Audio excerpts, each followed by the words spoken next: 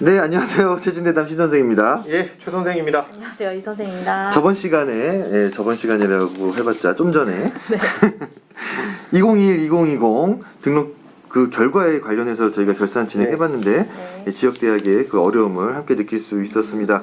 이번에는 23학년도 시행계획에 대해서 간략히 말씀드리고자 하는데 이거 저희가 매번 보도자료 4월 말에 내잖아요. 이거 바로 진행을 했었어야 되는데 죄송합니다. 제가 막 어디 싸돌아다니고 대학 좀 다니다가 보니까 이런 어쨌든 지금 빨리 하도록 하겠습니다. 한 말씀 부탁드립니다. 예, 뭐 2023학년도 시행계획 같은 경우에는 저희 보도자료 나갔죠. 4월 말에 사안 나갔는데 저희 지금 조금 지나긴 했어요. 했는데 변경사항이 그렇게 크게 있지는 않습니다. 그 23학년도 같은 경우 아직 뭐 시행계획 변경 수립이 안 됐기 때문에 그래서 22학년도 시행계획 변경된 사항을 반영해가지고 저희가 7월 1일자 기준으로 데이터를 좀 재가공해봤습니다. 약간의 차이가 있을 수 있는데 이 부분은 조금 감안해서 보셔주시면 될 것 같고요. 우선 입학정원 먼저 알아보도록 하겠습니다. 입학정원의 변화가 2022학년도에 굉장히 크게 있었습니다. 앞서 저희가 설명을 드렸지만 첨단학과 증원과 약학계열 선발이 신입학으로 들어오게 됐죠. 그렇죠. 신입하게 되면서 일시적으로 입학정원에 대한 증가가 있었습니다. 근데 하지만 다시 감소 추세로 돌아와서 21학년도보다 입학정원이 줄어들었다라고 하는데 이게 뭐냐면 그만큼 대학이 구조조정을 많이 했다라고 보시면 스스로 줄인 거예요? 맞습니다. 이건 스스로 줄인 겁니다. 늘어났는데 다시 스스로 줄었어요. 앞 시간에 보면은 자연 감소 10%의 등록률이 감소한 것처럼 이제 반영해가지고 다시 시행계획 조정하시는 거죠. 스스로 징계를. 죄송합니다. 맞습니다. 근데 이렇게 해야 돼요. 그렇죠. 본인이 살려면은 해야 되는데 제가 요거 잠깐 썰 말씀드리면 그 어떤 저격 기사라고 해야 되나요?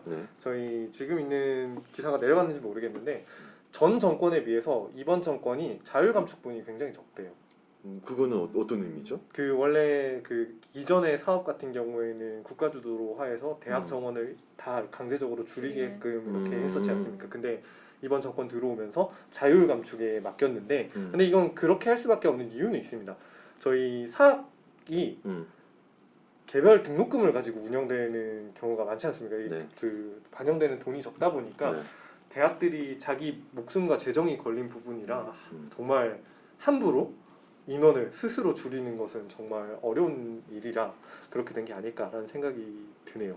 저희가 그래서 그 왜 모집 인원 유보 정원제 그것도 저희 대기업 차원에서 사무총장님이 직접 이렇게 좀 제안하기도 했고 이거 뭐 있잖아요. 보도자료 그 대학 그 혁신 혁신이 있습니다. 거기 안에 포함되어 있더라고요. 포함되어 있습니다. 그래서 어려울 때는 잠깐 감축해서 충원율을 뭐 이렇게 맞추고 다시 살아나면 다시 또 그거를 회복하는 맞습니다. 그거를 실제로 강구를 했으면 좋겠어요. 교육부가.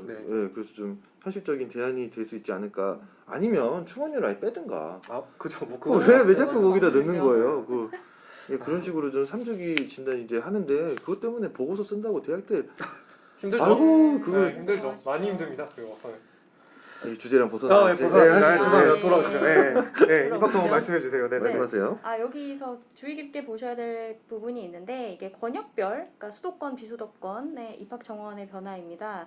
이 수도권 입학 정원 변화는 거의 없어요. 지금 표를 보시면 아시겠지만 비수도권 대학에서 정원 감축이 좀 큰 편이라고 보시면 될 것 같습니다.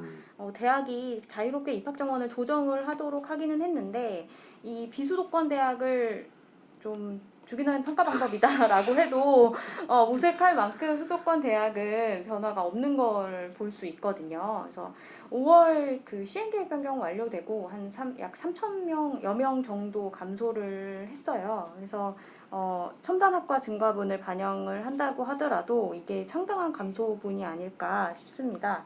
그래서 그리고 또한 아직 그 2023학년도 시행계획에서는 지금 현재 구조조정으로 인한 입학 정원의 감소가 반영이 되지는 않았기 때문에 지금 나와 있는 수치보다 훨씬 더 감소를 할 걸로 보입니다. 한마디만 더 할게요. 아니, 그러니까 이게 비수도권이 알아서 줄이는 게 사실 무언의 그런 압박 아니겠습니까? 그럴 수 있습니다. 입학정원을 나라가 지어지고 틀어지고 있다가 너네 입학정원을 채우지 못했으니까는 줄여. 안 그러면은 나쁜 평가로 너네들을 낙인 찍을 거야. 라고 무언의 압박을 받았으니까 알아서 줄인 거 아닙니까? 그쵸. 근데 이 입학정원 틀어지고 있는 것 자체 이런 것부터 다시 검토가 돼야 될 것 같아요. 나라가 전반적인 그런 네. 구조조정의 일환이 필요하긴 한데 그 수치만 놓고 보면 정말 많은 인원이 감축을 했거든요. 네. 그리고 수도권에서 감축이 없었던 건 아니에요. 음. 제가 요거는 뭐 사실 오프 더 레코드 같은 건데 근데 왜 얘기합니까? 이제 오프 더 레코드가 이제는 아니니까요. 네, 죄송합니다. 이거 아닌데 그 첨단학과 증원 관련해서 말씀드리면 실제로 아마 데이터를 찾아보시는 분들은 아시겠지만 이거 대부분 다 수도권에 편중돼 있을걸요. 그러니까 그런 인프라가 있어야 되니까. 네, 그쵸. 대학에서 뭘 하고 싶다고 하더라도 할 수 있는 부분은 지방 내에 있는 큰 국립대밖에 없어요. 근데 정원 감축은 어디서 일어나죠? 지방에 있는 사립대. 사립대학교에서 일어나요. 그러다 보니까 그 2021학년도 입학 정원에 비해서 3,000명 가까이 줄었거든요. 줄었는데 23학년도는 아직 그 시행계획 변경이 안 끝났잖아요. 그렇죠. 지금 이거 심지어 22학년도 학칙이 반영이 안 된 자료거든요. 그래요? 만약에 반영이 된다고 하면 작년보다 비수도권은 분명히 더 줄 겁니다. 그러니까 학칙이 변경이 안 됐으면 더 줄 수 있잖아요. 그렇죠. 지금 더 줄 수 있는 걸 감안하고 데이터를 보셔야 돼요. 전년도보다 정원이 많네라고 생각하시면 안 되고 이게 반영이 안 됐구나라고 보셔야 돼요. 그러니까 3주기 진단 그거 전에 네. 어쨌든 학칙을 어떻게든 바꿀 거 바꿔놔야 아니에요. 돼요. 바꿀 거 네. 아니에요. 그래서 이거는 뭐 그렇게 보실 때 2023학년도가 늘어난 내로 보시면 안 되고 반영이 안 됐구나, 감소폭이 크구나 이렇게 보시면 될 것 같습니다. 반영이 안 됐는데도 이 정도니까. 네, 반영이 안 됐는데도 이 정도예요. 아무튼 그래서 뭐 전반적으로 놓고 보면 이렇고요. 모집 인원 현황부터 우선 좀 살펴보도록 할게요. 아까 제가 말씀드렸지만 23학년도 같은 경우에는 실제 시행계획 22학년도에 변화된 게 반영이 되지 않고 저희 4월에 수립한 계획이 들어갔기 때문에 정원 내 인원만 놓고 본다면 뭐 한 3,000명 가까이 늘었나? 이런 생각이 싶을 정도로 데이터가 많이 오버돼서 나타나는 게 보이는데요. 사실 그건 아니고 22학년도 감축된 분이 반영이 되고 23학년도는 아직 감축된 분이 반영이 되지 않았기 때문에 갭이 크게 나타난다 라고 보시면 될 것 같고요. 정확한 비교를 위해서는 작년도 22학년도 시행계획이랑 발표했던 거랑 비교를 해보시면 작년보다 많이 줄었다는 것을 알 수 있을 겁니다. 한 1,000명 정도 사실 늘긴 했는데 뭐 그거 비슷하다고 보시면 될 것 같고요. 일단 주의 깊게 보셔야 될 건 정원 내 전형 먼저 살펴볼게요. 정원 내 전형에서 수능이 22학년도보다 줄었어요.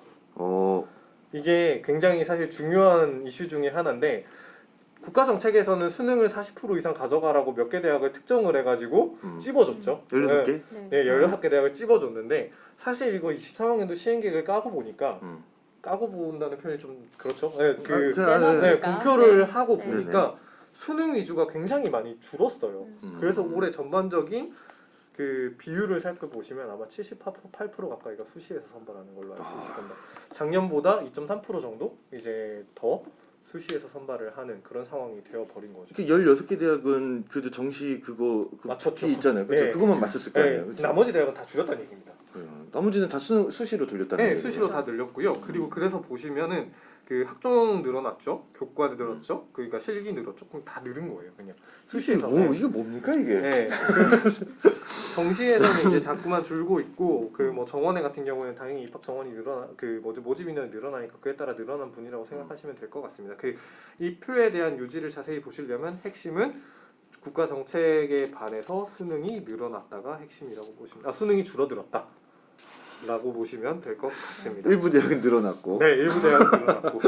그 정도로 해석을 해주시면 될 것 같습니다. 대학별 자료는 저희 보도 자료에 있으니까 참고하시고요. 네, 할 말 한. 네, 맞습니다. 네네네. 이 2022학년도 실제 5월에 시행계획 변경까지 다 반영되고 난 후기 때문에 이제 2020학년도랑 비교해서 보았을 때는 모집 인원이 좀 증가된 것으로 볼 수 있겠지만 시행계획 보도자료 기준으로 보면 감소한 것을 확인할 수 있다는 거죠. 네네네.